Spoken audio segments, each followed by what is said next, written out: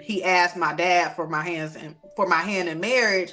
And my dad was like, that's my baby. And he started crying and, all of that. But he was just like, it's really up to her. But he was just like, don't move too fast. You guys take your time. And so he had told me my dad said that. But then, of course, he still, less than a month later, he's proposing. We just got married. And and so the kids are in this bedroom because we done turned this bedroom into all it is that we have is a blow up. Everything else is just basically my office still. So, the kids are in here and we go in the bedroom and he locks the door and, he does whatever he has to do for his 2 little minutes of fame. And and so like the kids are knocking on the door while this is happening. And I'm just like, this is so stressful. Like this is supposed to be, the first day, and we didn't celebrate it. It was just so rushed and just so raggedy. Like I don't know how else to say it. And then about 6 weeks later, because about 6 weeks later, I realized I did not have my cycle, and I took a pregnancy test, and I'm like, oh my goodness, I'm pregnant. And so instead of focusing on what one man has done to me, I have to focus on what one man has done for me. I can't focus on that negative stuff. I still have to trust God, because I know that he loves me. And, it talks about nothing being able to separate me from the love of Christ. And so at this point, I know how real it is, because it's not just me quoting scripture, but it's something that like I've internalized and I believe now, because I don't have no choice but to believe it, What's up, everybody? My name is Mel, and welcome to Life Coaching by Mel. Here at Life Coaching by Mel, we speak truth regarding the nuclear family. And if you're new to the channel, do me a favor, hit that subscribe button, hit that notification bell so you get each and every one of my videos. Hit that like button for me. Hit me in that comment section. Today is going to be an invigorating conversation that I know you want to contribute to, and be sure to share this with at least one person. Let's get into today's topic. Ladies and gentlemen, on today's episode, I have a treat for you all. It's a bittersweet treat, if I have to say so myself, because here on Life Coaching by Mel, we speak truth regarding the nuclear family, and a harsh but real truth. And it sometimes can go to the mode of, man, how did I end up in this situation? I have my friend here, Kristin. She's been on the pod before. We've had fun-loving conversations before, but she hit me up and say, Mel, I got to tell my story. Kristin, that's exactly what we're going to do today. First of all, welcome back. Thank you. It's an honor to be back. Oh, man, it's always great to have you on. Ladies and gentlemen, today is going to be a story about love bombing. Today's going to be a story about possibly narcissism. Today's going to be a story about having the rug pulled off from under you as a woman. I promise you don't want to miss the end of this story, but we have some good news at the end, which is the Lord. He always reveals himself in our harshest times. But Kristin, the way I want to start this conversation, because you told me the end already, so I want to set this up for our audience. We want to go back to the beginning for a second. Tell us about, how was your dating growing up? Growing up, like before I met my husband, right? Or okay, like growing up from your childhood to your teenage years to right before you met him. So when I was a teenager, I didn't date like that. My mom was very protective of me because she raised me. My dad, he lived in Kansas City, but I lived in Toledo, Ohio with my mom. So I was raised in a single parent home. And, I just went to church. And so it was church all the time. It really wasn't anything like dating. And then even when I did date, it was when I went to college. And so it was like, well, I'm not bringing nobody around my mom. And then I don't have to worry about my dad because he's, living across the country. So it wasn't like real trial and error. It was just like you found out the hard way that, he's not the one. And one of the things that I noticed is like I never dated a saved guy. So I didn't even know, what does a saved man look like? And so previously, in high school, you just talking to people. And in college, you actually start dating and exploring, your sexuality and everything. And then you're just going with the flow, especially if you're out of the household and you just have a chance to kind of live and be more free, and the culture of college and the campuses and everything like that. So yeah, I didn't really know any. I don't know, like it was saved guys, but they was kind of like dweebs and just like socially awkward and everything. And so, that wasn't my type.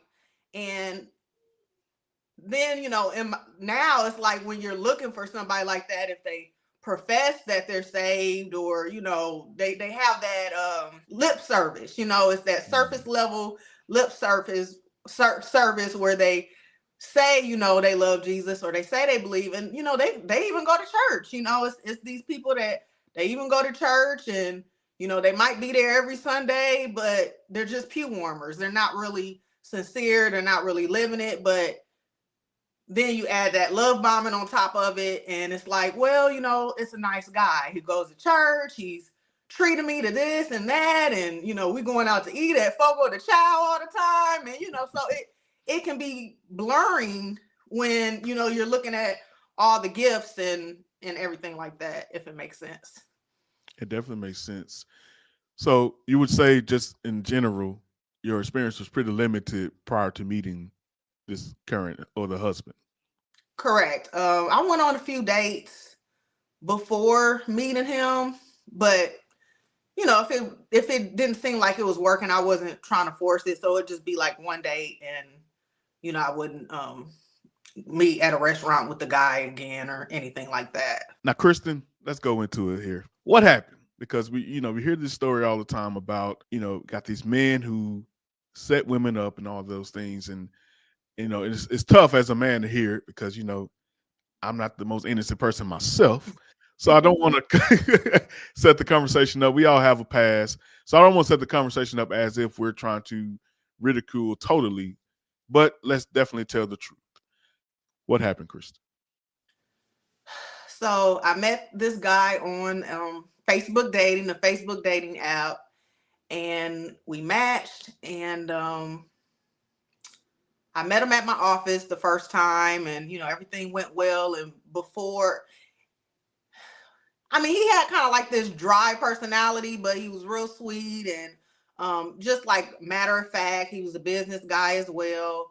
And it seemed like we had a lot that we could relate with in common, because he knew I was a Christian. Oh, I'm a Christian too. He knows I'm a businesswoman. Oh, I'm a businessman as well. So it's all of these things that now I'm realizing is that emulation and mirroring. But even though it was true, it was like he didn't have the same heart, as me. And so, and when I say that, I'm saying, like, how you have a heart after God. So, the first time I met him, then, he was like, well, because we just hung out at my office, because I have this, the little workspace rentals, like Industrious and WeWork. Yeah. And so that was just a safe place, because there's security there, and, nobody's really in there, because it was over the weekend. Actually, it was a holiday, so it was pretty empty, but it was still a safe location to meet at. And then while we're there, he's like, I've been wanting to do this. It was like a candle lighting concert. And so he was like, do you want to go to this? And I'm like, oh, okay, so he's already booking the next date. And then he was like, you want to go to the movies later? And I'm like, no, I don't have to do that. Like, because we was already there for like 3 or 4 hours, just kind of like talking. So, but it was just like, he started planning stuff already kind of like back to back. But it's like, okay, well, when I was dating, it's like, okay, well, I can date somebody on Friday, and if that don't work out, I already got another date planned for, Monday, or, something like that. And so it was just like, well, if he's serious, he's already planning, to see me on Friday and then to see me on Sunday. So he put it on a very accelerated program, the dating experience. So it was different. Trying to think. I'm trying to think of how everything played out, because it's really just like a whirlwind and tornado how fast everything happened. But So let we me ask you just this, just maybe just to help you out. What was the first moment that you realized this was potentially something serious? So when we met at the restaurant, you know how they do like little friendship rings or girlfriend rings or whatever. So he just had like a rose, and it was, it was Fogo de Chao, and he had already told. So it was a couple of things even before we met up at the restaurant, which was, I think, like the Friday after we actually met, that next Friday. So it was just different songs I was sending him on YouTube. And he was like, well, don't you have Apple Music? And me being frugal Franny, like, I have Apple, but I don't have like the Apple Music app anymore. And he was like, I'm just gonna add you on my family plan. And I'm just like, okay, well, that's weird, but thank you, And so he added me on the family plan. And then midweek he was saying, yeah, I'm just gonna go ahead and delete Facebook data. That's stupid, that's not no point anymore. And so he said he was deleting it, but I was just like, okay, I just let him say that. And I just kind of was like, well, I'll just keep watching and see or whatever. And so I kept mine. And then when I met him Friday, he had the rose for me, and then like a little girlfriend ring. And I don't, that was a lot, on top of the restaurant. And then, it wasn't nothing extravagant or big, but it was, really thoughtful.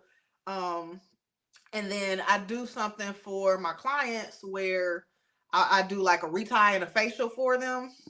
Mm-hmm. And I just do that for like a couple of my clients. So, if it's somebody that's like traveling from pretty far, I'll add on that service for her.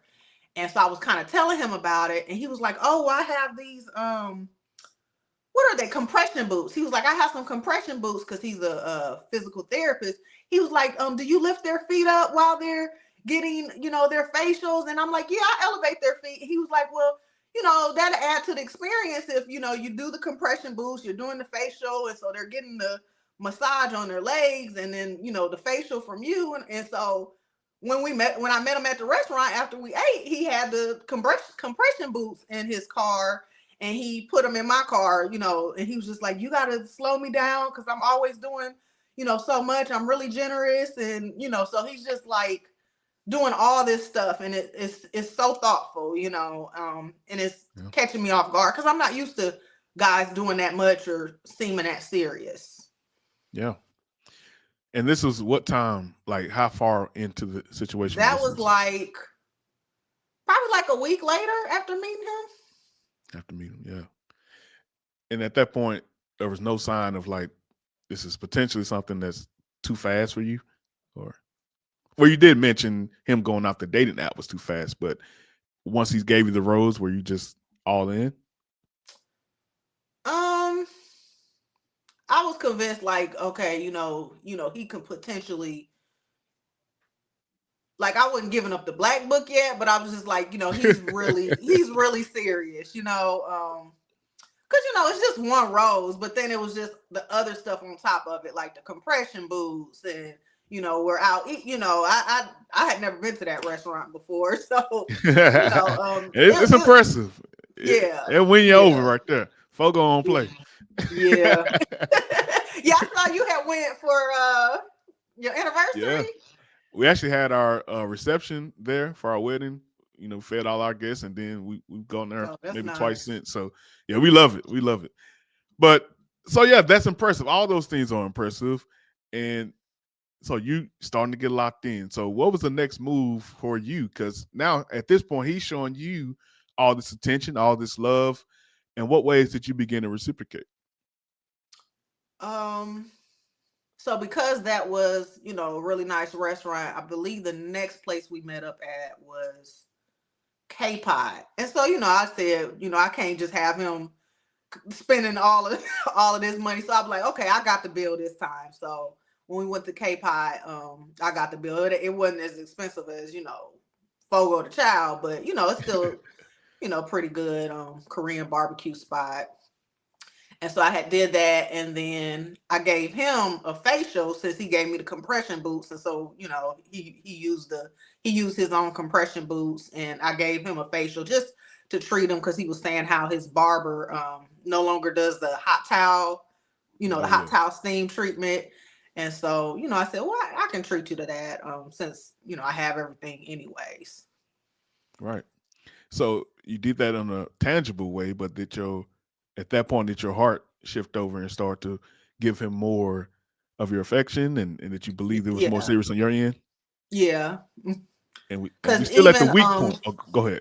Yeah, because even like I don't post about, dating or anything like that. But even with that, like I had posted, and it still worked with my business because it's like, okay, I'm giving facials. And so I posted, giving him a facial. But usually I don't show that because I don't service males. And so I had showed, his facial in the time lapse version. Yeah. So you locked in, Kristin, Now, is any part of you hesitant at this point? Because it seems like, he was all in kind of from the beginning. I know as women, it's a little bit, you want to be more hesitant, but so are you full on hesitant at this point, or are you just saying, hey, he's just another guy? I'm still hesitant, but then I'm like calling and talking to people. So like I'm calling my dad, like, hey dad, I'm not sure. I think I met somebody, he might be it, and so my dad's like, well, I gotta come see him and I'm coming to visit. And so, he planned it out for a month or so later, just to see, what is this guy about? So, yeah, it got serious pretty quickly. Yeah. And I promise you, ladies and gentlemen, we're going to get to the root of this, but I'm trying to set this up in a way because another important detail that may not be a factor for you, Kristin, but it was for me, and just be honest. Where do you reside? Oh, Atlanta, Georgia. Right. And I look at it as, just my opinion, I'm outside looking in. It's kind of like a cesspool almost. It's like it's like shark infested water for situations such as this, and so let's get more into it. When did you start to see a subtle change, or when did you start to see changes over time?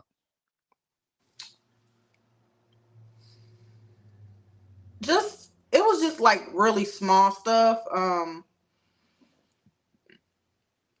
For instance, he was talking about how he wanted to propose, and he wanted to do it on a hot air balloon. So it's supposed to be a surprise, but I don't know. I ended up asking him a lot of questions like, what's going on? And so he was like, well, I want to propose on a hot air balloon.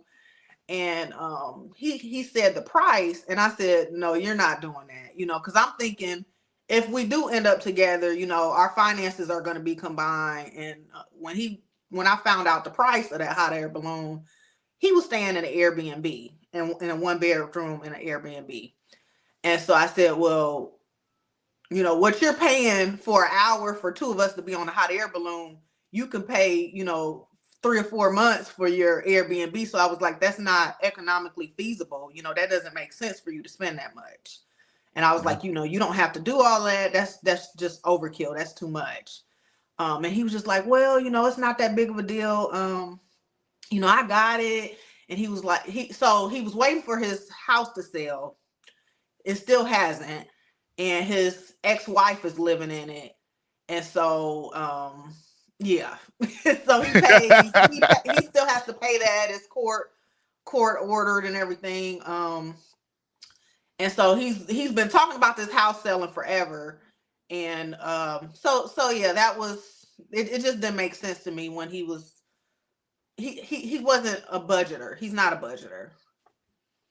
Yeah, okay. So we're getting somewhere. So now you just mentioned to us the ex-wife.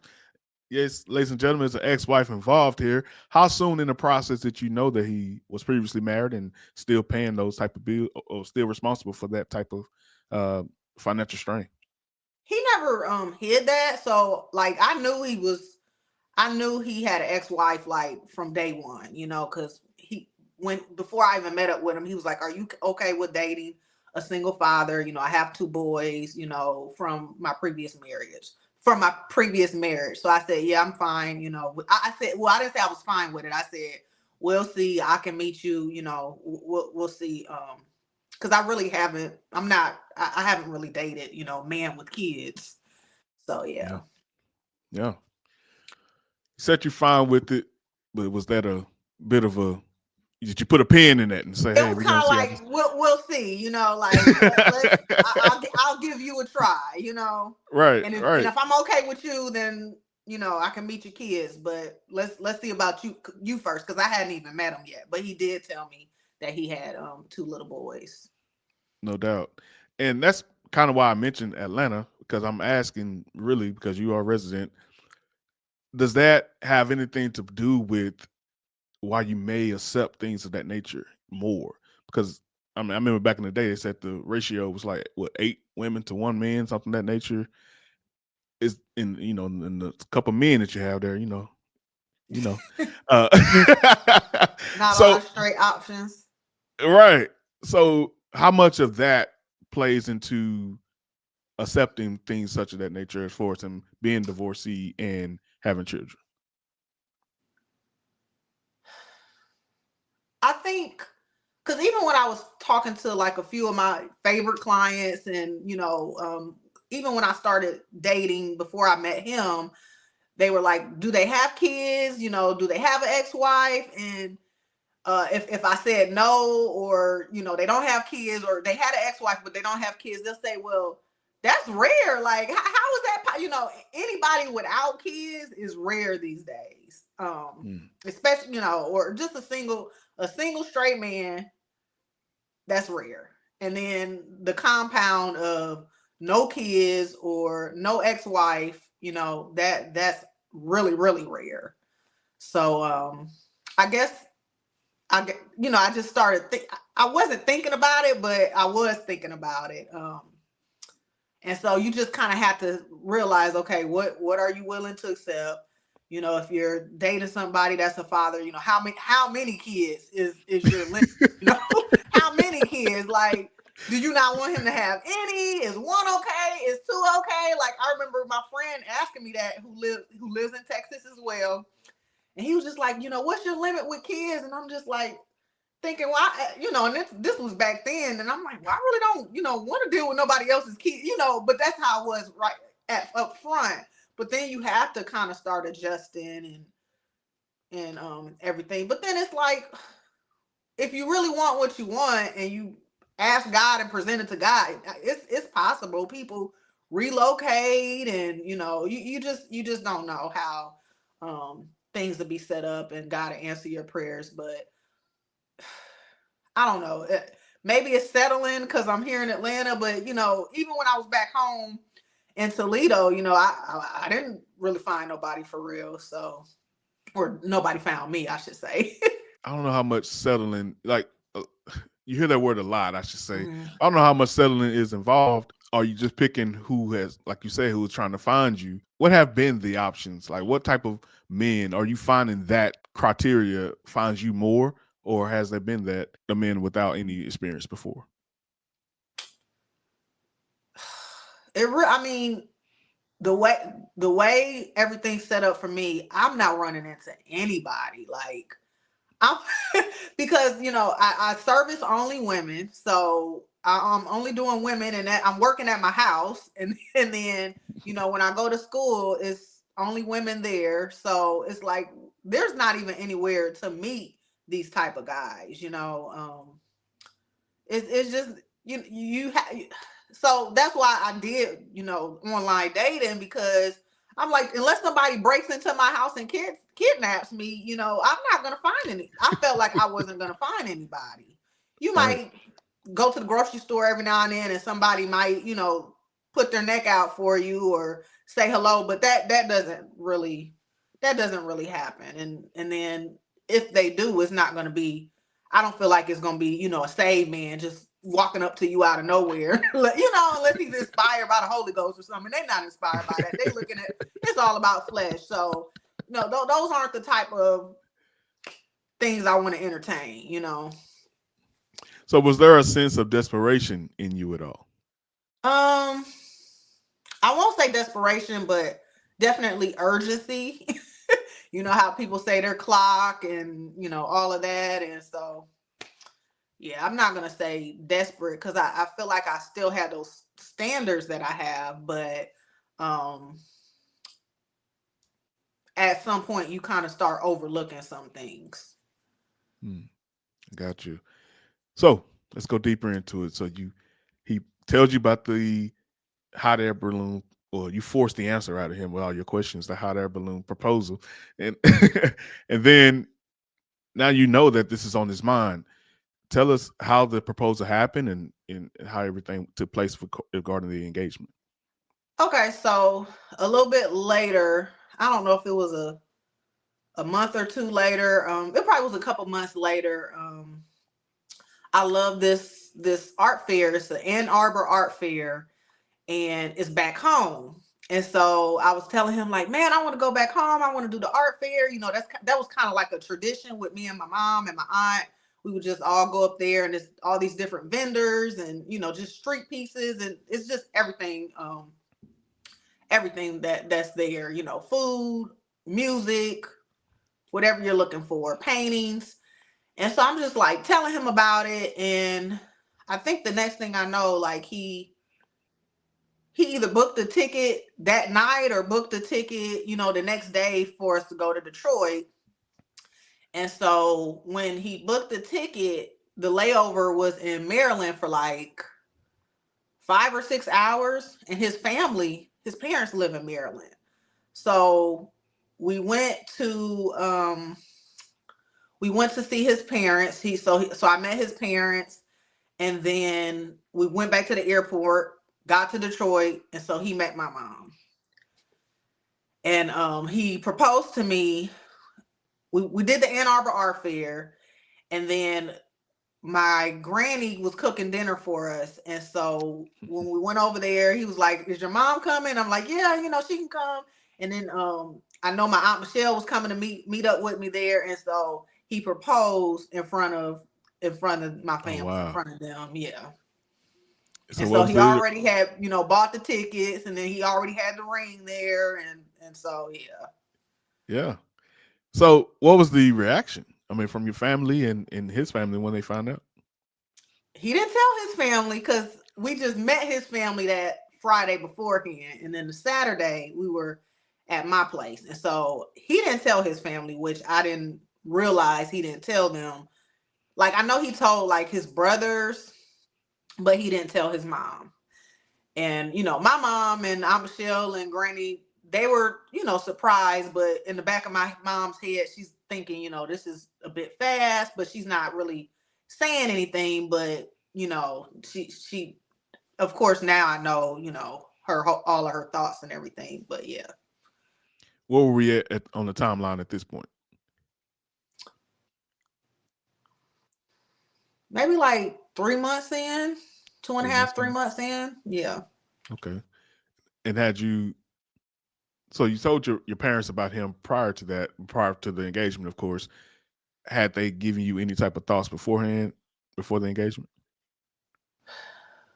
So yeah, because my dad had already came before the engagement, and he met him, and, you know, he didn't have nothing negative to say, but he asked my dad for my hand in marriage.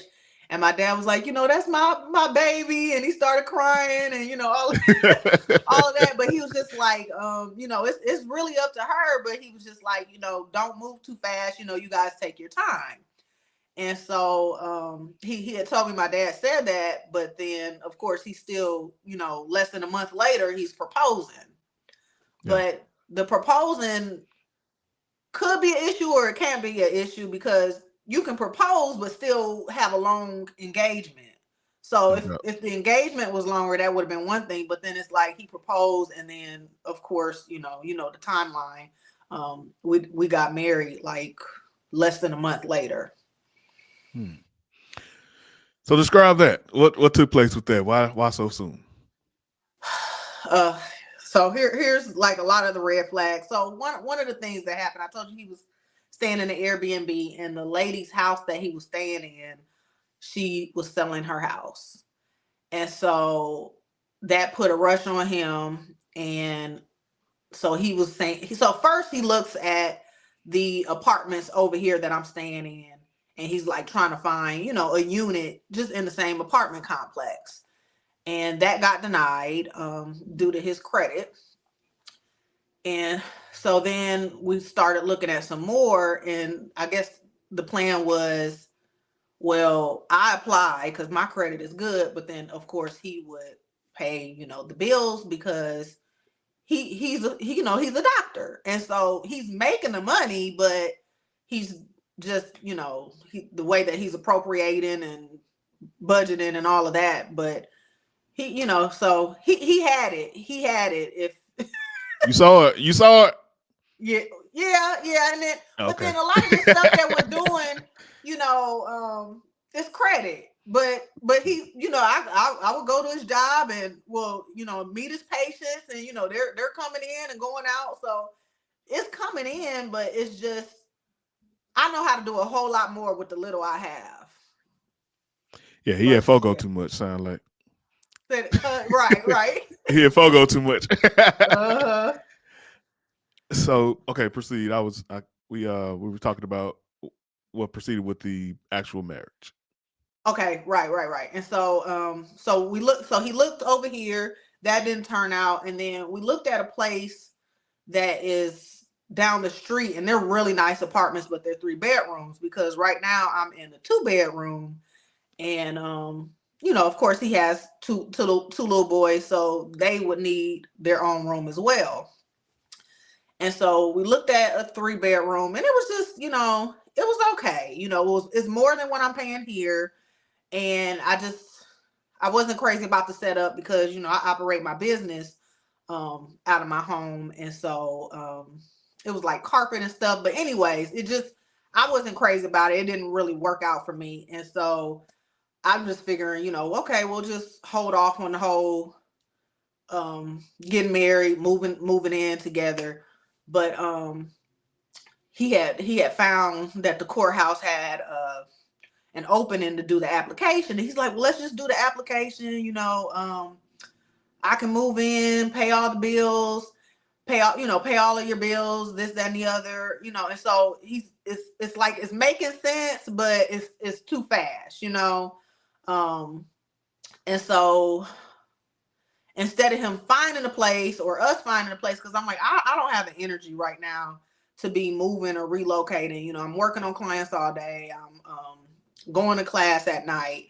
And so when he moved out of that lady's house, the next thing I know, you know, he done already did the application, the marriage application, and then he's moving in, you know, that night. He done found somebody to babysit his kids. And, you know, he's just coming in with everything, you know, the stuff, you know, it's cluttered now. Like, and I'm just like, oh my goodness, it's just happening so fast, you know? Yeah. So yeah.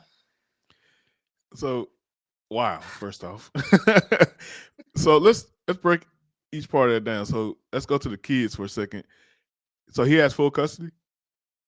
No, half and half. So he gets a week with them, and then the mom gets a week with them. They're in the same county neighborhood, so, you know, they're going to the same school, and they're able to pick them up. They're both nearby. Yeah.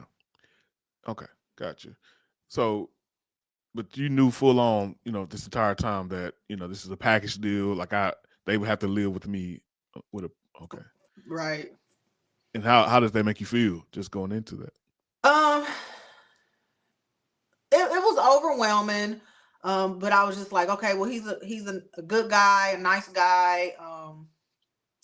And then I'm talking to different people, like, cause, you know, I had a stepmom, so I'm like, okay, well, I got a stepmom. I'm like, how did you deal with me? Like, it's just like, well, if you love somebody, you know, you know, it's a whole package. And then, you know, I have different, you know, I got parents telling me, you know, if you try, you can make it work. And yeah, so it was a situation where I remember when he was still staying at the Airbnb, him and the kids, and I was like, well, I can come visit you, And I said, I made breakfast. Do you want me to, bring the breakfast for you and the kids?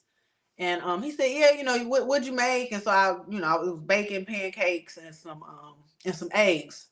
And so I bring the stuff over there, and the 3-year-old is eating a bowl of ice cream.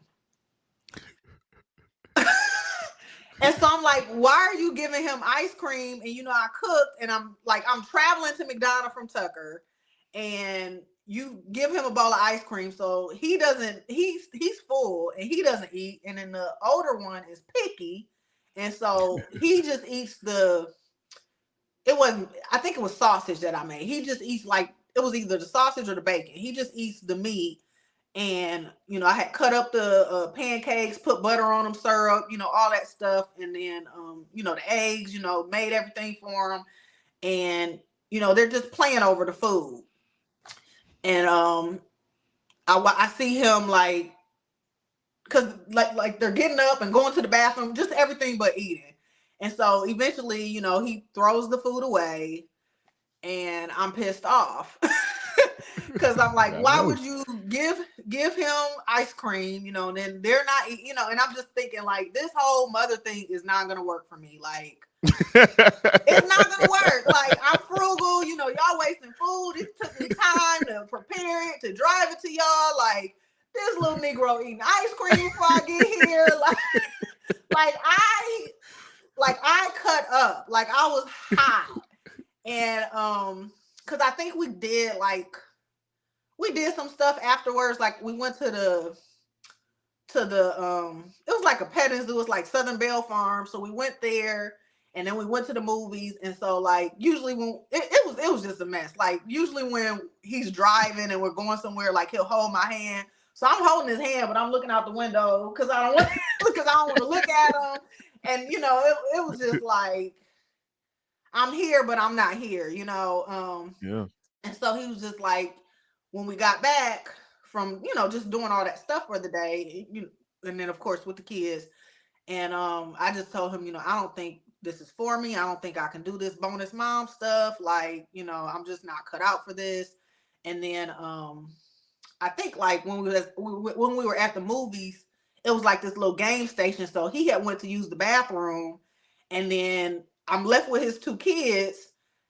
And so one of the kids runs to a game station, but I can't run after him because I got the little. And so I was just what in the world? And so that was part of that. And so then when we got back, I'm just I can't do this, And so we had this whole little, I don't know, this ain't gonna work.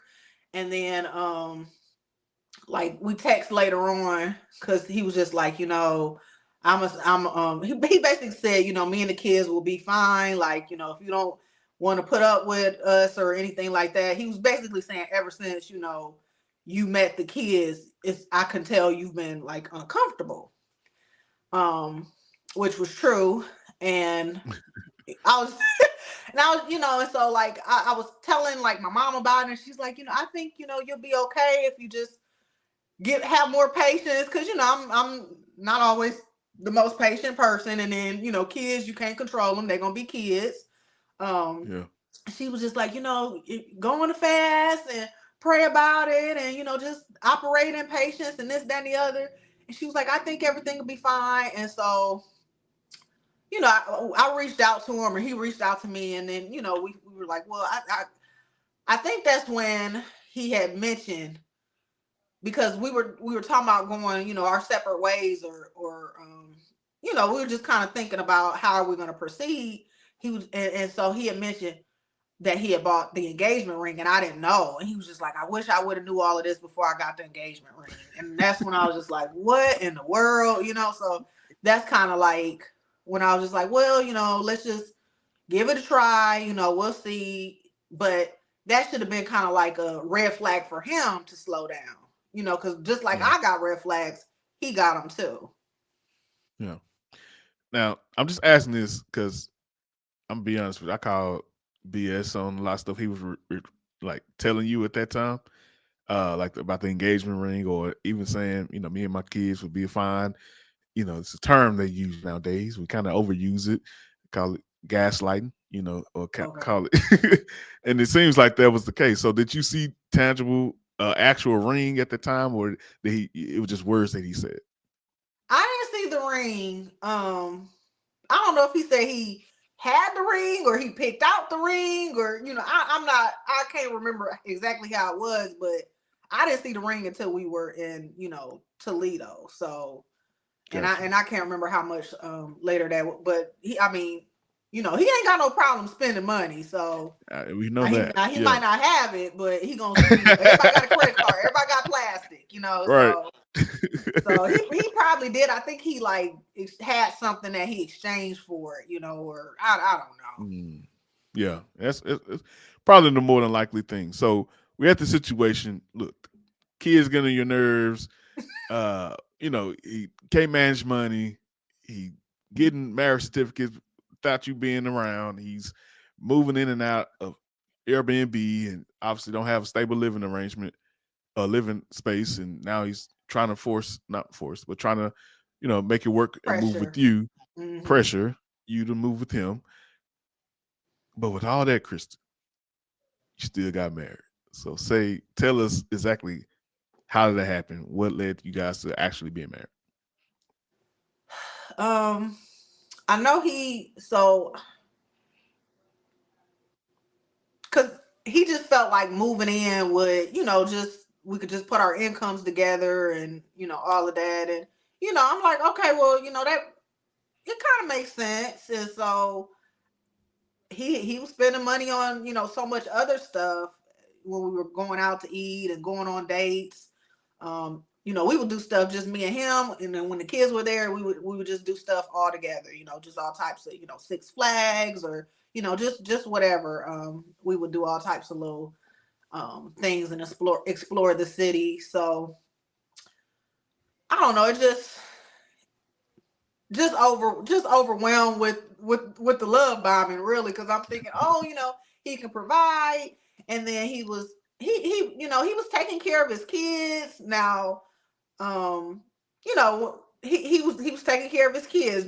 You see so many deadbeat fathers, and so for him to just be there and doing for them and having, he would just do so many fun things for them, not be included, or it would just be them doing stuff. But it made it seem like he was just a really good upstanding guy. Yeah, that's the premise behind it. But tell me about the actual ceremony. What took place with that?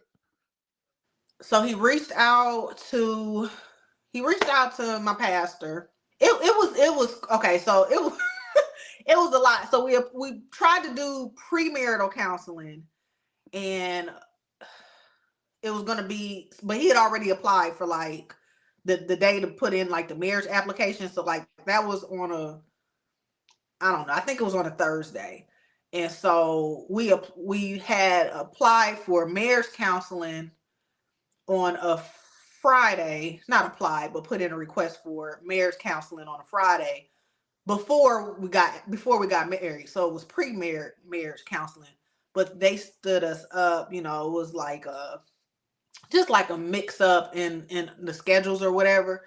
And Right. so I'm just like, should we still do this? Because we haven't had the premarital counseling. Oh, everything will be fine, and it's just that, oh no, we're good. I'm sure about you. Let's go ahead, And so we didn't have the premarital counseling because that got canceled. And then we did the application, the marriage application, on Thursday. And that Thursday he reached out to my pastor and was just like, we need not a ceremony, but just them going through, the motions with a minister. And so he set it up where the associate pastor was able to, do the paperwork and, do, really many ceremonies. So when we got to the church, it was the weekend we had his kids, and you can put the kids in daycare, but he didn't put them in the daycare at the church. So he brought them with us or whatever. And so while the associate pastor is marrying us, the kids are running around in the office. So Oh and my this God. is during like the vows, like, and I'm just, you know, and the associate pastor is like, oh, it doesn't bother me. They're fine, you know, and I'm just like, okay, this is, you know, kind of what to expect. And so you know, we got through that, and then he puts the kids in daycare after we do our vows and everything. And then when the pastor, when he gave us the certificate. Technically, he was supposed to mail it off, but he gave it to me, so which meant I had to mail it off. So just put a pin in that, okay? And so the next thing we didn't have to go to service or whatever, but we was already there and we was already dressed up. So I said, well, let's just go to the actual sermon, because we had got there a little bit earlier, so we were right on time for church. And so we kind of sit in the front, and the pastor like introduces, oh, you know, Kristin and just recently got married. And so, you know, we kind of wave and sit on down, and then he's preaching, and the message is like really, really good. And I look over, and he's sleeping.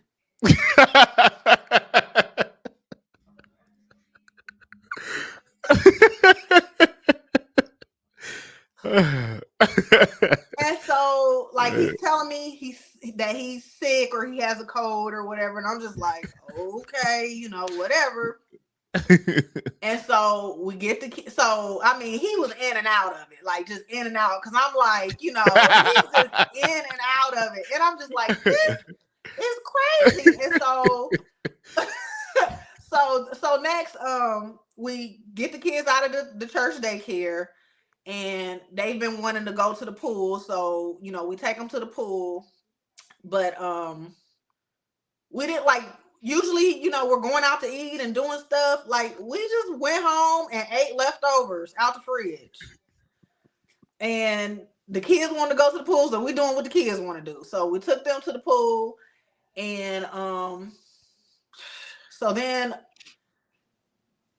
you know, we just got married, and and so the kids are in this bedroom, because we done turned this bedroom into, and all it is that we have is a blow up. Everything else is just basically my office still.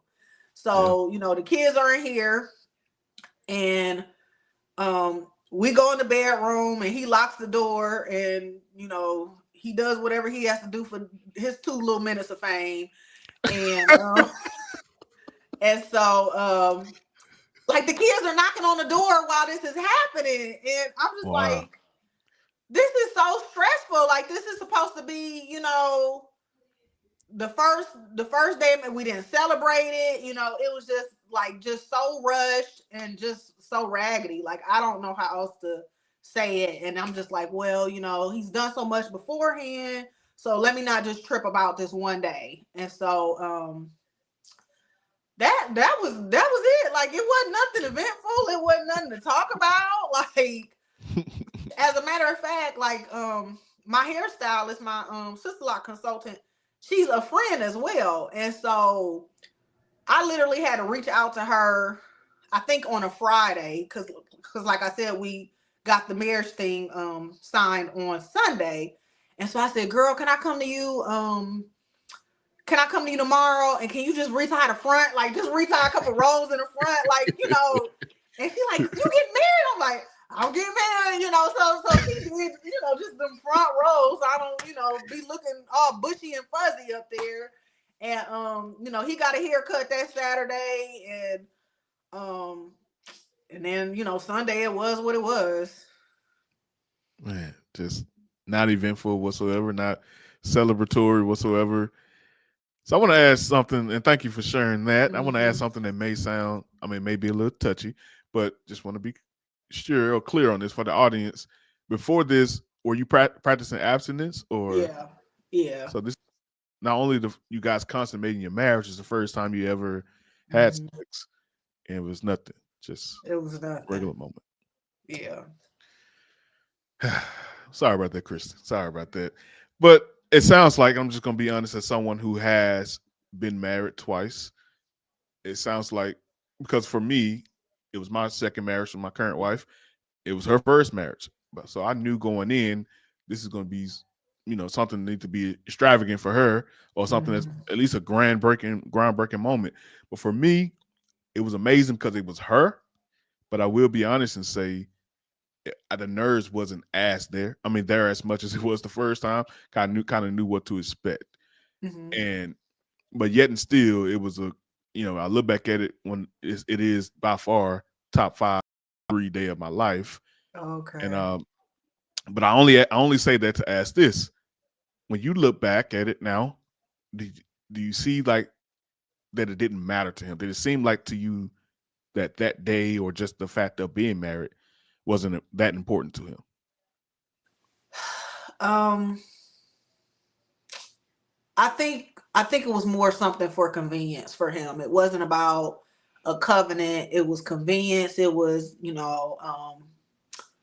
I hate to say this because it's not like he wasn't mooching off of me because he was paying, he paid, my rent or whatever, but that term hobo sexual, like, cause would we have got married that fast if that lady wasn't selling her house? And so, he was already pursuing me heavily before then, but it was just like, okay, now I need somewhere to live. Like, and me being how I am and with my standards, I'm like, well, you can't live here and we're not married. And so instead of him saying, well, let's just wait this out, or, he didn't even have enough sense to look for another Airbnb. Like, he just, it was just easiest for him to move in and, oh, okay, we got to get married then. Okay, let's get married. Yeah.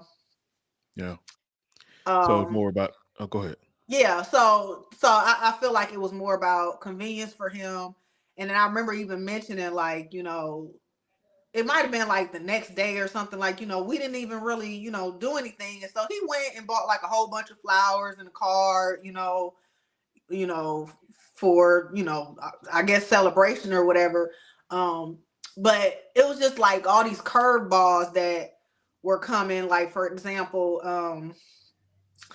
their mother, for some reason, like, this had never been an issue, but for some reason she could not get them, because usually they do their trade-off on Monday, and something was going on, and she was just like, can I get them, can we do it on Wednesday instead?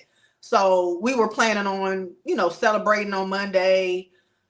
And so now we can't, because the kids are still, there. And then of course, I got school, and then Tuesday. So I'm just like, well, and then Wednesday's here, and they're gone. But it was just a lot. It was a lot. It was a lot. How was the day to day? Like when now you're a married woman for the first time in your life. You're Mhm. with someone that at one point you saw so much hope in, and but it's all happening so fast. What is the day to day like for you guys? Well, even before, so I'm working during the day and I'm in school at night. So now he is traveling from McDonough to my area, which is about 40-50 minute commute, maybe. Yeah, maybe like a 40-minute commute.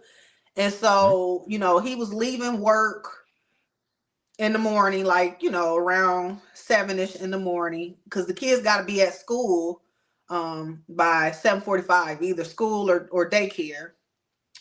And so he's leaving in the morning. I'm doing my clients. I go to class. When I come home, the kids are already asleep. And he might cook something. He'll cook, or something like that. But it was really just us seeing each other in the evenings. And then of course that doesn't include the weekends. So the weekends we would have, but the weeks were, that's how it was. Yeah.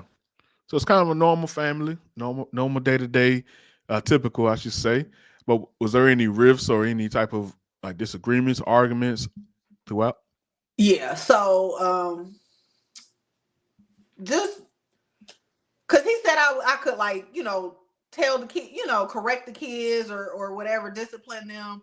But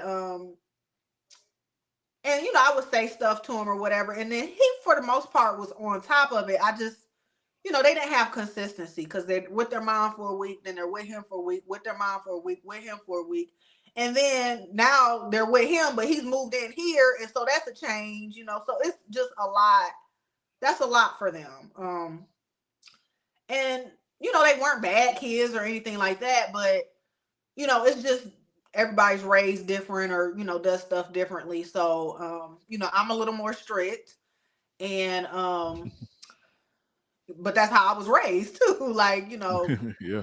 So one of the things, like, I feel like kids need to clean up behind themselves, because if they don't, they're just gonna wreak havoc and make a mess. And they weren't like, they just kids, but you have to, it's just stuff that you have to teach them.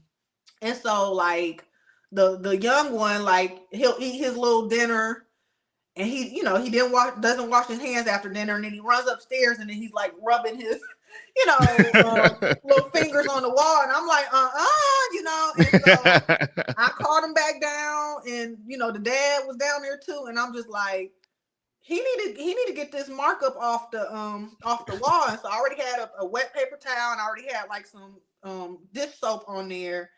And so the dad starts cleaning. I said, no, he made the mess.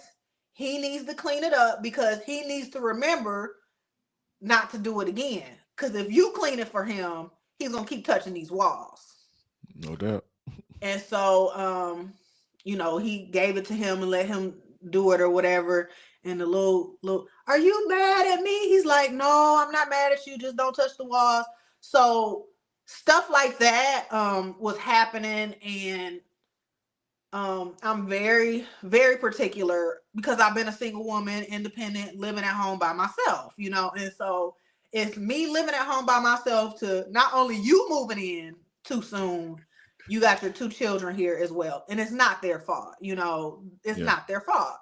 And so, it's stuff like you're supposed to season woks and cast iron, skillets, and, he's just using them regular and washing them regular, and this rust on them. And so I'm leaving sticky notes behind, like, hey, you got to season my cast iron skillets. He don't know what seasoning is, and then, you cook this meal and you don't wash the dishes afterwards. And I'm like, that's part of cooking, is cleaning the dishes as you cook the meal. Like, I can cook a meal and just leave all these dishes here, like, so. And so, stuff like that, like, he's just half doing stuff. Like, I look at my my air fryer, and it's still, stuff from, like gook and stuff. And I'm just like, well, what is this? And then, like, if you're gonna like bake some chicken or do it, if you ain't trying to clean up, put the aluminum foil, line it with aluminum foil, so I can just pull the aluminum foil out and throw it away, because you're not gonna clean it. So, and so it's just stuff like that just is common sense to me. But you rather just put the meat on there raw and just leave the juice on there, and I gotta clean it. So I'm getting stressed out, and I'm fussing about everything, Yeah. because you done moved in my place. Kristin, you sound like somebody who's single for a long time and enjoying yourself. I do, because I solitude is nice. I'm the single lady. I'm still like this now. Right. One side of my bed is made, the other side is clean clothes and a remote and pillows, and hey, that side of the bed is occupied. It might not be a man there, but it's something, So yeah, I love it. But those all, and this is as hilarious as it is, I know it's frustrating at the time. Those all are relatively still kind of normal things that you learn. It just puts more pressure on it when you got kids there first off, and then you so new in the relationship. It's hard. So let's get to the end. No, how many months was from beginning to the day you got married? How many months was that? Oh, let me see. A little over 3 months. A little over 3, and then not all the way 4, but yeah. Gotcha. And how long were you guys married total? technically I'm still married to him. Still married. Gotcha. Okay, but he moved out a month and a couple days later. What caused this? So the sticky notes, because he done already told me, he don't want to read no more sticky notes. And I'm like, well, how am I supposed to tell you? You want me to text you? You want me to wait till I see because when you're thinking about it, it's like, let me write this down. So I didn't put no more sticky notes up, but I'm just irritated now. And then my mom had said she wanted to do a video call and talk to us because she didn't like how fast everything happened. Of course, she would have liked to come, but when we got married, but it was so rushed that, how can anybody come, And so she did a video, she requested a video call. I didn't know what she was going to talk about. And when we got on the phone, she started off going in on me, which is, I'm used to that. And so she was like, you wrong, you didn't tell me. It happened so fast. I told you I've been trying to visit you. You ain't. So, she had her little issue with me. And she didn't say I was grimy, but she was like, that just felt grimy how you did that, or whatever. And like he had kind of like defended me, like, I don't think that was her intention or this and that and the other. Then she gets over on him. And I'm newly married, and so she's saying, as a man, you should have made sure that you were, together financially before, you got married to her. You should have been paid all your debt off, and, you need to put your best foot forward, and she should have moved into the house that you bought, so, and he was like, well, I'm still, waiting to buy my house, and I am paying the rent, and, so he's showing her, and I'm doing it, and he was cooking, dinners, and so he's like showing the meal he made, and, just all of this kind of just like he had to prove himself to her. And it just it blindsided him, because when we went to Toledo, we stayed there, and she like really went above and beyond. My mom's very hospitable, not to me, but everybody else. And so, she had it real cozy, and she had a little gift basket with snacks in there for him.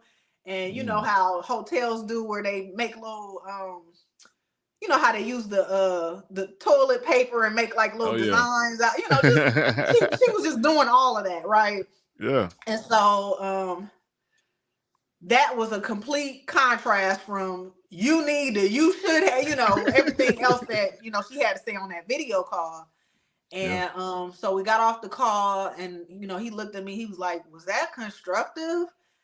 And I was just like, I don't think so, like, because we tried to deal with her issues, and like it was just kind of like whatever we said, she was just like, whatever, like, I'm not hearing it. That ain't, that is not, it's not sufficing, it's not good enough. And so we got off the phone, and a couple weeks later, he was just like, all that stuff that your mom said is, still bothering me. He was like, because, I'm not no bum. Like, I'm paying the bills, I'm doing what I can to help out. And so he definitely felt some type of way. It was an attack on his ego.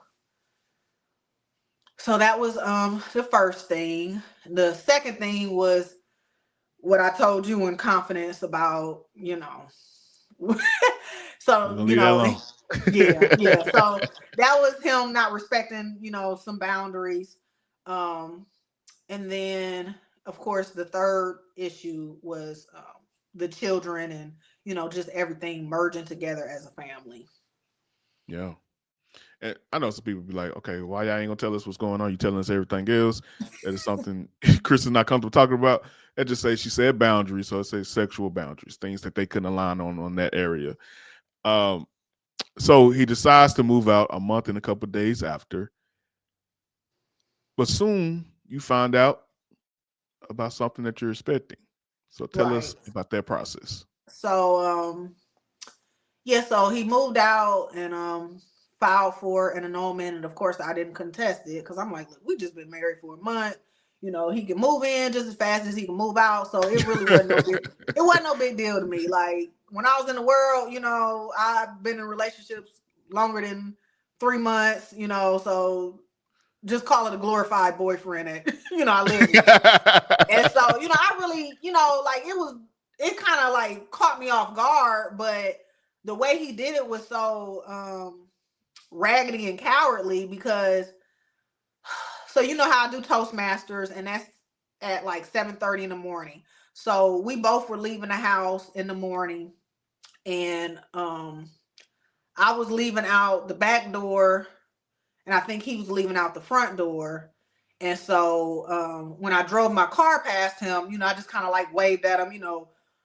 We kissed and all of that. And even the night before, like he wanted it twice and I gave it to him the night before.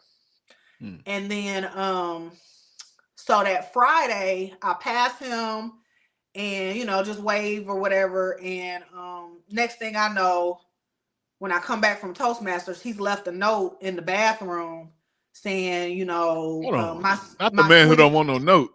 Right. My sweet love, you know, we got married, we rushed this marriage and things popped up that I didn't anticipate. And, you know, I'm so sorry for leaving this marriage. May God be with you. Wow. And so this is the note that he leaves. And, you know, he had already moved all the stuff out because he found an Airbnb that Wednesday beforehand. And he was just saying it like, you know, it's too much of a drive for me and my kids. You know, we don't have time to decompress. So he's just saying all of this. And in the back of my head, I'm thinking, okay, are you leaving the house or are you leaving the marriage? You know? And so I was like, well, I'll talk to him about it, you know. And I didn't do it that Thursday night. And of course, Friday morning, you know, he was out. And so that is how that ended. And then we didn't really talk much. Because we kind of, you know, came to an understanding. I'm like, look, let's just go our separate ways and move on. And, you know, we can live like we never met each other or knew each other, because it's not, I'm thinking at this point, you know, it's not like we have a house that we got to split up or a shared bank account or kids or, you know, anything like that. So I'm thinking, oh, this is going to be clean cut. And, so, you know, we didn't have anything to say to one another. And then about 6 weeks later, because, you know, about 6 weeks later, I realized I did not have my cycle. And I took a pregnancy test and I'm like, oh my goodness, I'm pregnant. Wow. So, yeah. Whew. Okay. And just a sidebar before I go to my next question. When we talked at one point, I can't remember before the last panel, maybe for the last panel, you mentioned to me that you were pregnant. And I ain't gonna lie, Kristin, I think very highly of you. You know, I'm gonna talk about you to Vera, my wife, a lot. And so when you told me that, I went to her like it was one of my little sisters had said she got pregnant. I'm like, no, not Kristin, because at that point I knew you two were together, but I didn't know you two were married. So I'm like, not Kristin. Kristin had a baby out of wedlock. Not Kristin. I'm like, no, because ain't no way they got married that fast. So what happened? But anyway, so it's just a side note. I had to put it in there out there because, you know, but, you know, it don't make the situation no better because I still, you know, of course, my heart goes out to you. However, going back to the question, out for me now. Once you found this out, I'm sure you mentioned it to him. And so what happened with that? When I mentioned it to him, you know, I didn't even call him. I just texted to him because that way, you know, you can however long it takes you to process it. It's not like I got to hear your response over the phone. And so he sent me this emoji with like the dizzy eyes, like, you know, whatever. And so he was like, was that one line or 2 lines? I'm like, it's 2, because, you know, if it can be a faint line, but it's still 2. And I said, no, that's 2. You know, I'm pregnant. And you know, he called and we talked, and he seemed kind of okay about it. Like he was stressed out, like, man, you know, like, dang, you know, just oh my, like that. But, it caught him by surprise or whatever. And I'm just like, you don't have to talk to me right now. Like, I'm just letting you know what's going on. I just found out myself. And I told him, before I told my parents or anybody. And so, well, besides my stepmom, because she, I had went to visit her, and so I took it there. But anyways, he was okay. He was just okay. And then maybe 2 or 3 days later, we talked on the phone again. And I wasn't happy about the situation either, because I didn't want to have a baby with him, especially somebody that left you a month after y'all got married. Like, he's a flake. How can I put any weight on him? And so I remember him saying, because I had already, I had disconnected. So he wasn't, I had blocked him on Facebook, Instagram, any of that. I blocked him.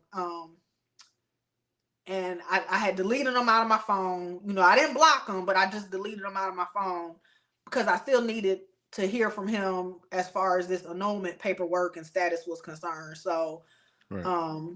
So then when all of that happened, I was just kind of saying, because part of it was he hadn't told his mom that we had even been married. It was just, he was telling one person I'm his fiance, another person I'm his girlfriend, somebody else I'm his wife. So it was just all these inconsistencies. And that was something, in the beginning of the marriage, but that's not nothing. You're not going to know somebody, not going to say you their wife until after you're their wife. So, right. That was one of the things that irritated me. And so when I was just like telling him I'm pregnant, I'm like, your parents don't even know we're married. So, are you going to tell your family, that you have another kid on the way or what? And he was just like, well, let's just hold off on that. My dad's sick, and, my grandmother's funeral is in December, and, just all this stuff about why he's not going to come clean about any of it. Yeah. And, I was just like, because I asked him, like, are we going to be a secret? Like, what's going on here?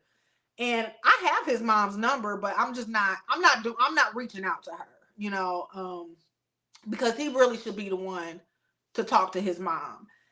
And so, I'm explaining my frustrations, and he was just like, well, the way that you feel about me, if we have a kid, you're going to have to deal with me for at least 18 years and this, that, and the other. And he was just like, can we just put this behind us, and I'll pay you. I'll send you the money. And I'm like, no, and I told him I'm keeping this baby because I trust God to provide, not because I'm expecting anything from you. Like, what you choose to do, if you're doing it right or you're doing wrong, either way, God is still the person who provides for me. And so, I couldn't believe he said that. And I'm just like, you are supposed to be a Christian according to you. This is what you're saying. So you're supposed to be a Christian, but you're talking about murdering your own child. Yeah. So, yeah, it was shocking. I was thinking he was going to take it the other way. Like, okay, we need to work this thing out, be on one accord, because you got to deal with me for the next 18 years. Mm-mm. He was like, no, let's get rid of this problem. Yep. Wow. Easy in, easy out. Yeah. Let's move on to what started to be revealed. You told me early on in the story about the ex-wife. So how did that begin to come into play, where now you beginning to know more of his history? So I had asked him when he was saying, when he mentioned abortion, I'm just like, okay, I don't know who I'm dealing with at this point, because his wife had said something. They have to communicate through a court appointed app, as far as text messages and voice messages and all of that. I remember when I told him, tell her that you're engaged, because, you're going to be bringing them kids around me. So, let her know. And so he told her, and she had said congratulations. And she said congratulations, but then she said it ain't going to last but 3 or 4 months. And she was just like, she'll see, your mask and, this, that, and the other. And so I was just like, okay. And so he had asked me, well, what do you think about that? And I'm just like, well, everything he had told me, he said it like she was just crazy, right?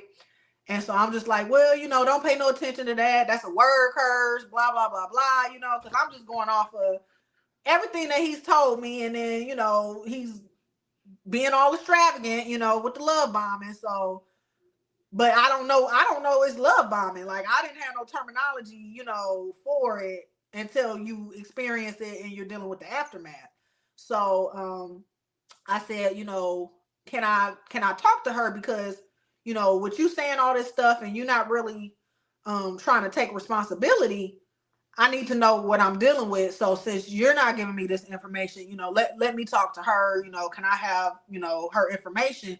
Of course, he's not giving me that information. Like, that's not, it's not going down like that, where he's not going to facilitate us meeting up. Because if it would have been a time to facilitate us meeting up, it would have been before we got married, or even while we were married, because them kids is they live in my house now. And so he was like, oh no, me, it's just stuff popped up that I wasn't ready for, that I didn't expect. And so, he shut that down. And he even knew like a physical therapist that was that like helps pregnant women or whatever. And I said, well, connect me with her and y'all can work something out. And he was just like, well, I really don't want her in my business like that. So I'm like, but I need, help, I need, care and everything. And so I'm like, you can at least check. So he gets back with me. He's like, well, she only takes patients in Henry County. And, I'm DeKalb County. And I'm like, this is, he's lying. He's lying, but I'm just like, whatever, and next thing I know, like, I feel like the wife reaches out to me maybe a week or two later, his ex-wife. And she sends me this long Facebook message and she's asking me what happened. And according to him, I'm still his fiance, but he broke it off and moved back to McDonough. So she knew they were living here because the kids gonna tell everything, they telling. But I think the oldest one has said, I think Dad got married. And so she said, did you get married? He was like, oh no, that was just my fiance, and I'm moving back to McDonough. So this was after he left that little note, right? And so so she found me on Facebook, and we don't have a lot of mutual friends or anything like that because, he's not a mutual contact. He ain't my friend and he's not her friend. But I don't know how she found me. I still don't know, but I really knew I needed to connect with her so I could get the information I needed. And my picture popped up, and so the kids would always call me Miss Kristin. And so when my name popped up, she asked one of the kids, she said, is that her? Like, pointed to my picture, and he was like, yeah, that's Miss Kristin. And so she sent me a message and was just telling me everything, like just a summary. She sent me a summary of some stuff that happened, and and she's telling me what she heard from his side, and she didn't know we were married. So I went ahead and gave her my phone number. I was like, no, we're married. And I sent her the marriage certificate. I sent her the pregnancy test, and I sent her that raggedy note because I took a picture of the note he wrote, and I sent her that note, and she said, I had no idea. And so like, she called me, as soon as she saw that message, she called me, and I think we talked for like 2 or 3 hours. And so she's just telling me, and everything that she has to say is way worse than what I experienced, because she was married to him for 7 years. I was only married to him for a month, and she has 2 kids with him. So, they had a very contentious, stressful, toxic relationship. And yeah, so she was just telling me everything, and she was sending me receipts, she was sending me screenshots, the text messages. She sent me videos and recordings and just a lot of stuff. So yeah. Yeah. So you get all this information, I can imagine it start to fill a lot of voids or thoughts that you've had over the time. But what was your overall introspective feeling that you had knowing that this guy's gone from her, already destroyed one woman's life, now he was attempting to do it and in some ways may have done it to you? What was your overall introspective feeling? I mean, I was mad at myself for, allowing everything to happen because, regardless of everything that he did, like I still was in control. I still could have said, let's wait longer. Let's not move this fast. And then it's like, well, why wasn't I catching these warning signs, or why was I overlooking red flags? So, just introspectively, just beating myself up. But I don't know, like looking back, it was crazy because she had so many similarities. She's from up north. She's from Detroit. I'm from Toledo. That's 45 minutes away. We met on the same exact day. Like she met him on Memorial Day. I met him on Memorial Day. And so like she's telling me it's these cycles that people with mental illness go through, where they just repeat these cycles in different seasons in their life. So, she was just saying how everything repeats, and it is repeating. Where are you on your recovery journey at this time? So, right now I just feel like I'm in that hole, but I know like I can get pulled out. And I'm just doing everything, I don't want to dig myself in any deeper or any further. But like even when you had reached out to me, I've just been like really silent. I haven't had much to say. I'm not doing content or anything like that because I'm just like still kind of in shock, still dealing with, everything that has hit me.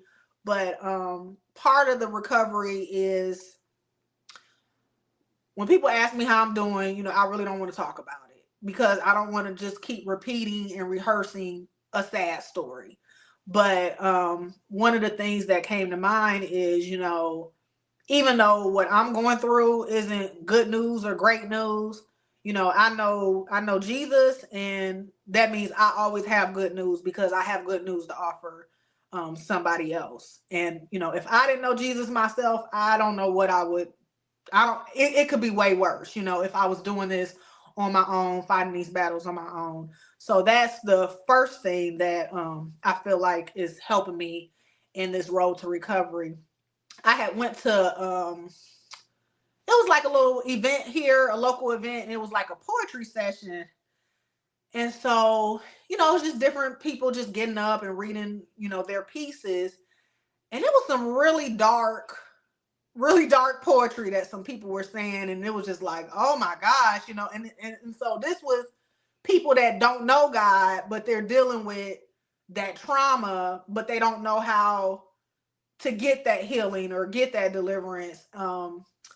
Because, some of it was good, but it was dark, but, it's honest, and sometimes you just crave that raw honesty. So I had bought one of the ladies' books, and then when I'm reading her book, it's just like all this cussing and all this F-bombing. And I'm like, okay, I like honesty, but I don't need all of this.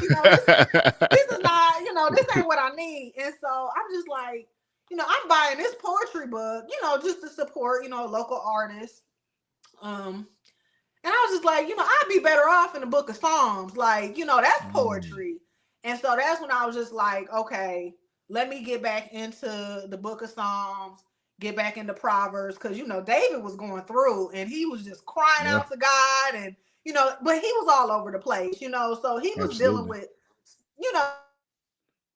he was dealing with those low moments, the valley of the shadow of death. And then he has these high moments where he's praising God. And so it's really this roller coaster. And that's when I was just like, okay, I got to get back into this word and just really apply this word to, all the situations I'm dealing with. Yeah, that's powerful. Definitely powerful.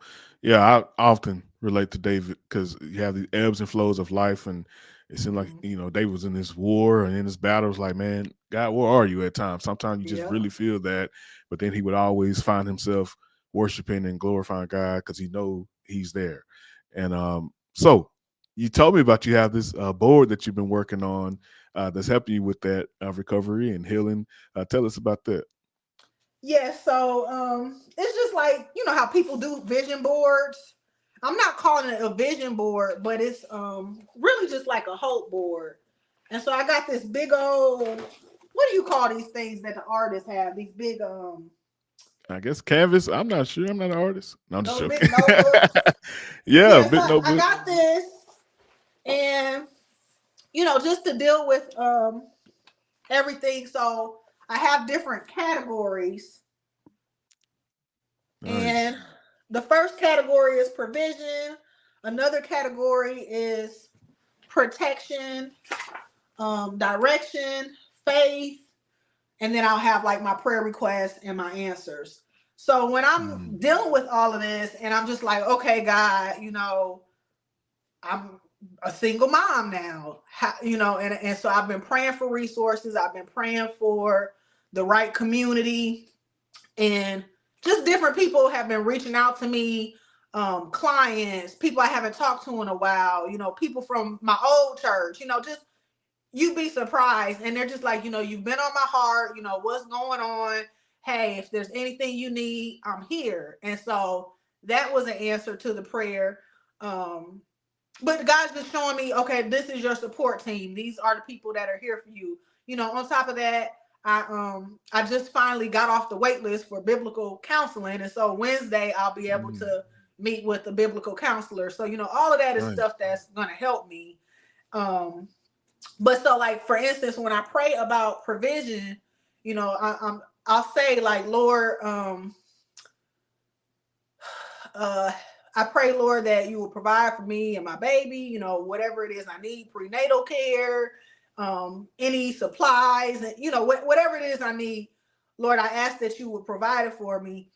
And then I just start quoting those scriptures because, his word isn't going to return back to him void. So I'll say, according to Philippians 4:19, my God shall supply all my needs according to his riches and glory in Christ Jesus. Matthew 6:33, seek first. You said, if I seek first your kingdom and your righteousness, and all these things will be given to me as well. Matthew 7:11, you said that if somebody that's evil gives good gifts to their children, how much more is my heavenly Father going to give good gifts to me if I ask him? And so, that's provision. And then I'm asking for direction. God said he promises to teach and lead me in the right way. That's Isaiah, 47:17 through 18. So, the provision, the protection, the direction, and then faith has really been helping me because it's like I walk by faith and not by sight. 2 Corinthians 5:7. I can look at everything, everything looks bad, but if I'm operating in faith and not based off of what I see in these circumstances, then it's not hopeless because it's based on my faith and not based off of facts. And so it's like I have to place my faith above the facts because we all know what the facts are, and if you're looking with your natural eyes, you can't deny it. But so and then it talks about, okay, faith comes from hearing and hearing through the word of God. So I have to read the word, read it out loud, listen to the word, play it in the background. So all of these things are helping me because it's not just something playing in the background. Like, you can use that scripture as medication for whatever it is that you're dealing with. And, it talks about thinking on good things, thinking on positive things. There was a time where, like maybe the ex-wife was reaching out to me and she was giving me a lot of information. And it was like a fire hydrant coming at me. And I was just like, okay, that's enough. And I know she had really good intentions and she has helped me out with information that I needed that I'm sure I'm not going to get from him.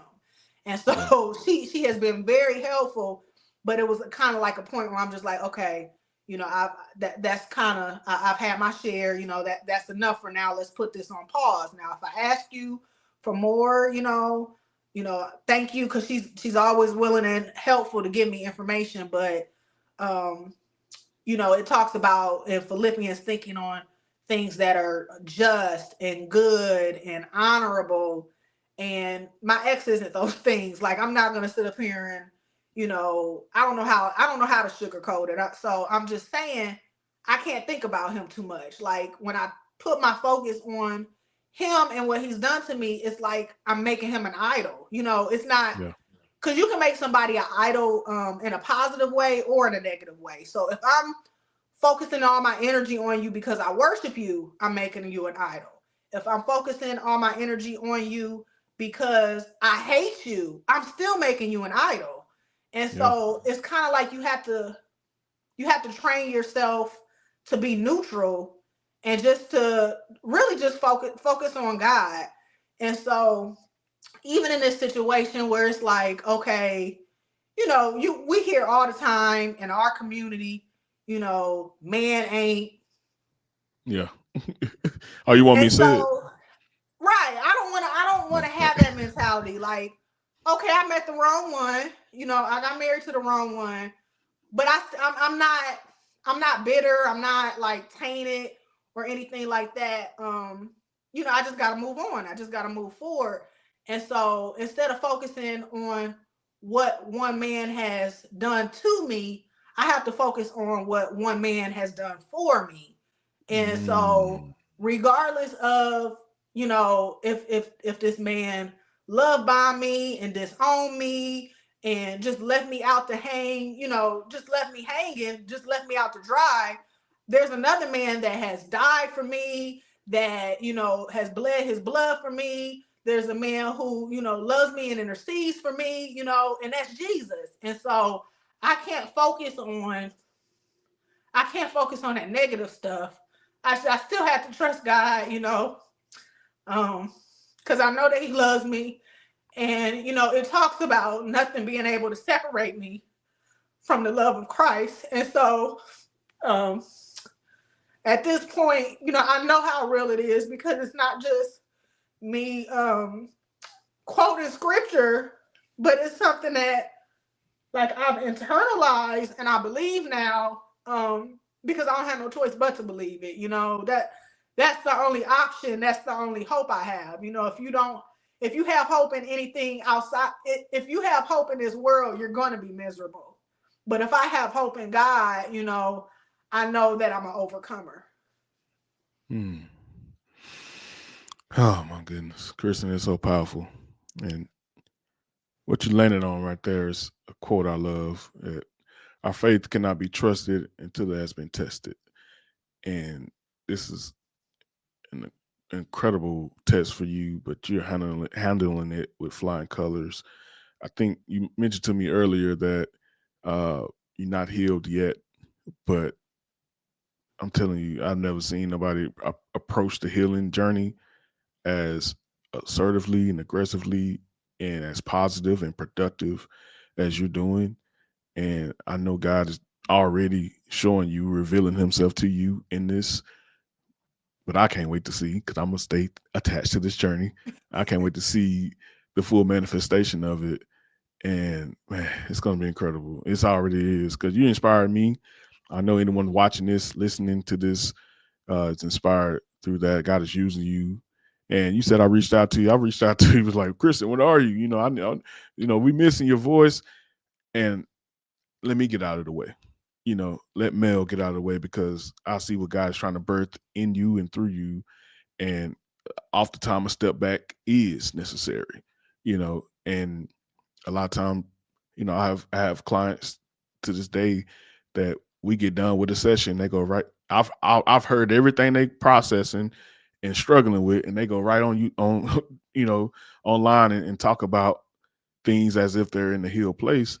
And oftentimes that's good, if that's part of your healing, but majority of the time I would say you want to be in a place where you're kind of complete in that area, where God is saying, look, you can tangibly, or you can actually tell someone this is what I did, and I think that's where God is taking you through right now.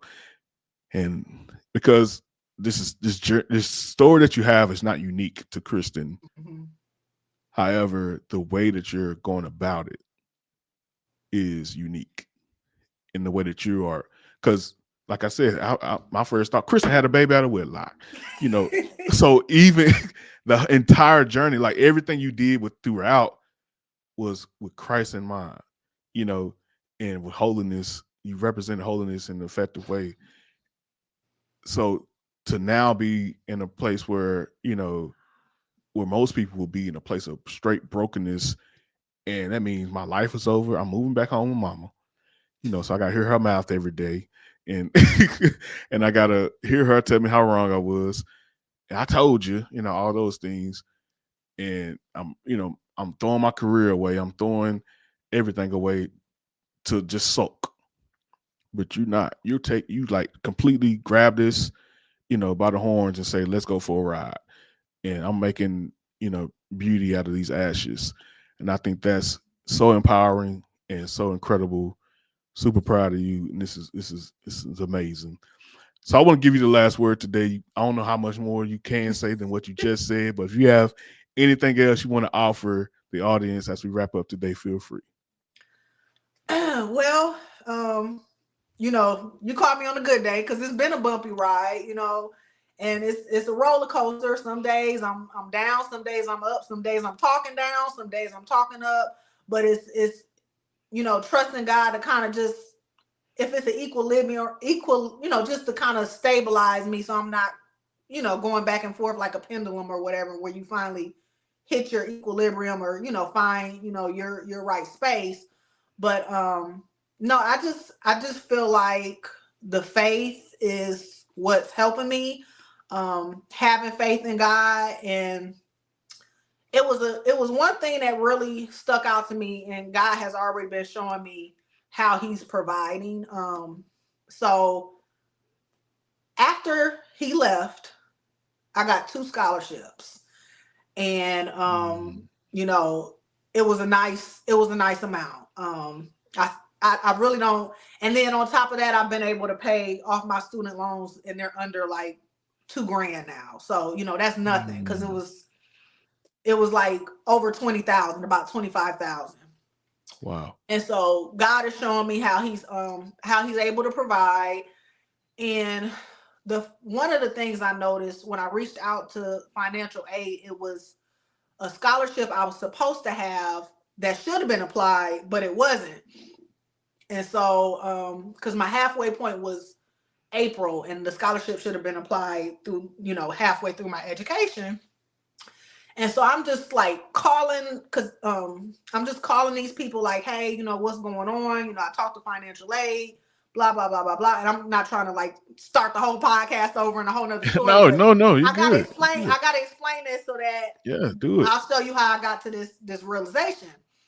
So I was already awarded it, I already won it, but the money was not applied on my account. And so I had to take all these steps to figure out, where was the glitch? How did this go wrong? And so everything was, straightened out, and it's applied to my account now. And I knew, even with my faith, that I know the faith works. I know it works, but it was like there's some type of glitch somewhere. And when the scholarship was applied to my account, I'm like, it's the application of the faith that I was missing. And so the same way that scholarship had to be applied to my account, this faith has to be applied to this situation, because that's where the discrepancies were. And so I started looking up different YouTube videos that were talking about faith. And my top 3. So R.W. Schambach, and this is an old school pastor. I don't know if you heard of him. I haven't heard of him. Okay, R.W. Schambach. The message is, you don't have any trouble all you need is faith in God. You listen to that message, you gonna run 20 miles like like in the cold. It don't make you gonna be on fire. Like you can run through the snow on fire and that listening to that message. The next message I was listening to was Pastor Kevin L.A. Ewing. He's like I think he's in the Caribbean or whatever, but his it's really good. Understanding the mystery of faith. All of these can be found on YouTube. And then Lionheart Church has a message titled Developing Violent Faith. And so, you know, I know I'm in the faith, but when we're actually talking about applying faith, like I had to research that and really understand what it means, you know, because we just have this generic, oh, faith is believing, or, you know, we might even say, you know, faith is the substance of things hoped for and the evidence of things not seen. But what does that really mean? You know, like it's wordy, it's churchy, it's cliche. But I'm like, no, I need something that I can grab a hold to that's extremely tangible, that I can, you know, that's meaty, that I can dig my teeth into and digest and get all the nutrients out of it so that I know how to live and apply this thing. Yeah. And so I was looking up those YouTube channels. You know, I kept playing Hebrews 11 over and over, and it's talking about, you know, Moses who you know, didn't care about the pleasures of sin for a season, but he rather take the reproach of Christ and not live with Pharaoh, but, you know, suffer with his people. And I'm just like, you know, I have to put myself in the scriptures, like, you know, instead of me living easy and, you know, taking an easy way out and aborting a child, you know, I'm going to deal with this struggle and, you know, suffer with Christ. You know, it talks about the fellowship of suffering with Christ. And, you know, I could have did it the easy way. I'm still an entrepreneur. I'm still in school, you know, and this is not planned. Like, to be honest, it's not planned. You know, it was a baby that was conceived in wedlock, but, you know, he left and, you know, here I am with this kid now. And so, you know, when you're looking at these type of situations, it's like you have to apply faith to it, because it's in the scripture, it talks about how faith is credited to these people that are in the Hall of Fame or the Hall of Faith. So I'm looking at this major bill. This situation is a bill worse than my school loans. And how do I pay this? And it's like, okay, I can pay, you know, money is only going to take you so far. But when you're talking about, you know, God's economy, the kingdom of God and heaven, you know, faith is the only currency that they accept there. And so just really teaching myself how to apply faith. And of course, you know, it can't just be a generic faith. It has to be knowing God's word well enough to present it back to him and say, hey, Lord, you said this about my situation in your word. You said that, you know, you take care of the single parents. You said that, you know, a broken and contrite spirit, you know, that's what you want. You know, you said you've never seen the righteous forsaken or their seed begging for bread. So, you know, you said that you're going to provide for your children. You said, you know, I shall lack nothing.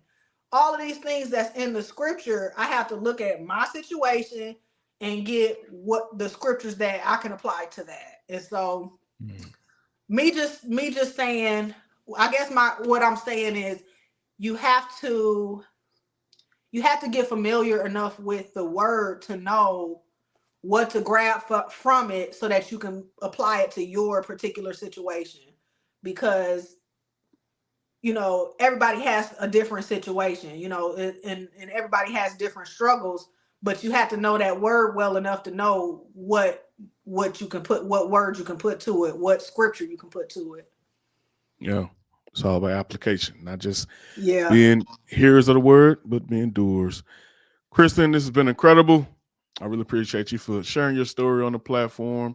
You know, to God be the glory for everything that is happening here today, and, you know, everything God plans to do with whoever's going to hear this. But guys, if you get anything from this, let me know in the comment section. Give an encouraging word to Kristin. We appreciate the vulnerability. So Kristin, hope you enjoy the rest of your day.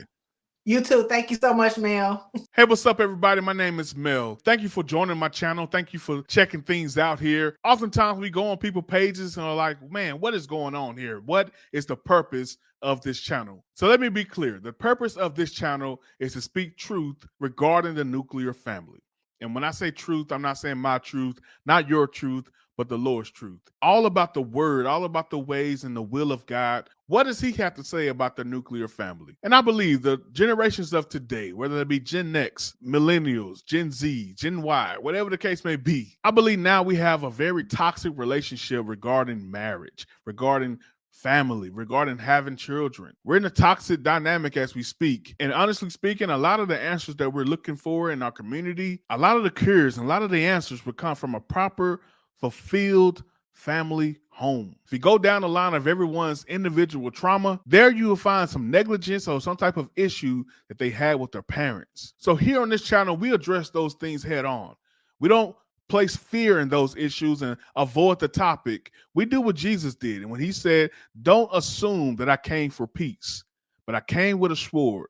I came to turn family members against family members if it means you following me. If you have to cut them off, if you have to address them and have arguments for you to follow me, so be it. And I think at this point in our society, we're at the so be it stage. So here at Life Coaching by Mel, I'm all about bringing healing to that. And the number one way to do that is have honest conversations. So if that's something you like, that's something you're into, that's something you really want to be a part of, be sure to hit that subscribe button. Be sure to comment. Let me know what you think about everything. I do my best to respond as often as I can. I want to hear from you guys. This is not about me. It's about healing our nation, healing our states, healing our cities, healing our community, healing our homes. Love you guys. Take care. Let's go.